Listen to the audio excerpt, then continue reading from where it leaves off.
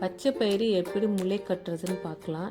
இன்றைக்கி நம்ம செஞ்சால் நாளைக்கு காலையில் முளை கட்டிடும். இதை நம்ம பிள்ளைங்களுக்கு ஸ்கூலுக்கு ஸ்நாக்ஸாக கொடுத்து அனுப்பலாம். நான் இன்றைக்கி 2 கை பச்சை பயிறு எடுத்திருக்கேன். இதை பாத்திரத்தில் போட்டுக்கலாம். இப்போது அதுக்கு தேவையான அளவு தண்ணி ஊற்றிக்கலாம். தண்ணி ஊற்றிட்டு நம்ம இதை மூடி வைக்க போகிறோம். இன்றைக்கி மதியம் 12 மணிக்கு இதை நான் ஊற வைக்கிறேன். இது 6 மணி நேரம் ஊறணும். நம்ம ஊறினதுக்கப்புறமா பார்க்கலாம் எப்படி இருக்குன்னு. இப்போ 6 மணி நேரம் ஊறிடுச்சு, நல்லா ஊறிருக்கு. இப்போ நம்ம இதுக்கு தண்ணியை வடிகட்டிக்கலாம். இப்போ மணி 6 மணி ஆகுது.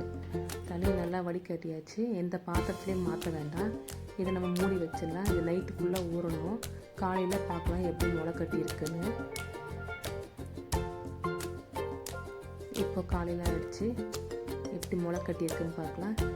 நல்லா முளை கட்டியிருக்கு. பசங்க ஃபஸ்ட் டைம் சாப்பிட்றாங்கன்னா இதில் கொஞ்சம் தேங்காய் துருவி போட்டு கொஞ்சமாக சர்க்கரை தூவி கொடுங்க, நல்லா சாப்பிடுவாங்க.